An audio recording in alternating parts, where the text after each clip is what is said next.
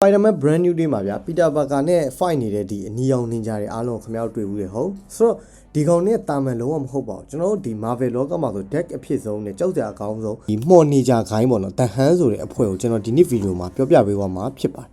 ဆိုတော့သူတို့တွေကဘယ်သူတွေလဲဘာကြောင့်တေပြီးသားသူတွေကိုလည်းပြန်ရှင်အောင်လုပ်နိုင်တာလဲနောက်ပြီးဒီ Spider-Man case မှာသူတို့ကဘယ်လိုမျိုးဆက်နေရလဲဆိုတာကိုကျွန်တော်ဒီနေ့ Barmy Hero Channel မှာပြောပြပေးမှာဖြစ်ပါတယ်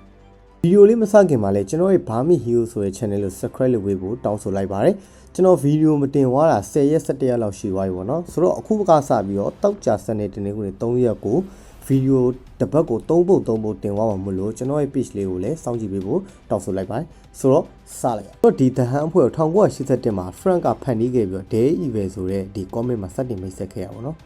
ဆိုတော့သူတို့ကဂျပန်နိုင်ငံမှာအခြေစိုက်ခဲ့ပြီးတော့အလွန်ရှေးကြတဲ့နေကြခိုင်းတစ်ခုလည်းဖြစ်တယ်ကွာနောက်ပြီးတော့သူတို့ရိုးနေကြလုံးဝမဟုတ်သူတို့ရဲ့ရည်ရွယ်ချက်ကတော့ရှင်းတယ်ကဘာကြီးကိုမှော်အတက်တွေနဲ့အုပ်စိုးဖို့ပဲကွာသူတို့ကဘာကြီးလုပ်လဲဆိုရင်လျှို့ဝှက်ရာသွင်းမှုတွေလုံးကျန်တက်ဖြတ်မှုတွေကိုမှော်အစမ်းနဲ့ပြန်ပြီးတော့အသက်သွင်းတာကွာသူတို့ရဲ့ကြီးမားသောအားသာချက်ကဘာလဲဆိုတည်ချင်းတရားကိုကြော်လွန်တာကွာ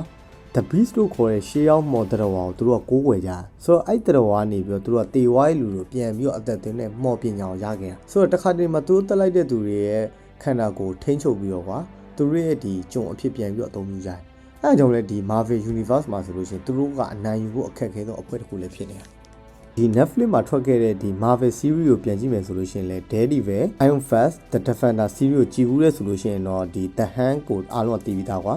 အဲ့ series မှာဆိုလို့ရှိရင်လည်းဒီ Martin Oka နဲ့ဒီ Nobuyoshi Oka တို့အဖွဲ့ကင်းပင်နဲ့ပူးပေါင်းပြီးတော့ဒီ Daredevil ကိုဘယ်လောက်တောင်ဒုက္ခပေးလဲဆိုတာဒီ series ကြည့်ဘူးလို့ဆိုသိတယ်ဆိုတော့အခုဒီ Spider-Man brand new day မှာလည်းသူတို့ပြန်ပေါ်လာတာမန် case တခုတော့မဖြစ်နိုင်ဘူးကွာထရေလာထဲမှာဆိုလဲပီတာပါကာကထောင်ထဲမှာနင်ဂျာတယောက်ကိုဓာတ်နဲ့လက်ပလာနဲ့ချတဲ့ခန်းနေနောက်ပြီးတော့ Spider-Man တယောက်တည်းကိုနင်ဂျာအယောက်တယောက်လောက်ဝိုင်းပြီးချတဲ့ခန်းနေကလုံးဝပရိသတ်တွေကြားထဲမှာတော်တော်ရေပန်းစားသွားတယ်ကွာဆိုတော့ပရိသတ်တွေကြားထဲမှာခံမန်းနေကြတာသူတို့ကပန်နီရှာရဲ့လှုပ်ရှားမှုတွေဒါမှမဟုတ်ပီတာပါကာရဲ့ထူးဆန်းတဲ့ Spider ပုံစံကြီးပြောင်းသွားတာနဲ့ဆက်ဆက်နေမယ်လို့ဒီ theory လေးထုတ်ထားကြတယ်ဆိုတော့ပီတာပါကာကသူ့ကိုယ်တွေကပင့်ကူဆွမ်းရတွေကဒီမှော့အတက်တစ်ခုနဲ့ပဲပတ်သက်နေမလားဒါမှမဟုတ် The Hand ကပီတာပါကာရဲ့ body ကိုပဲလိုချင်နေရလားတော့မပြောတော့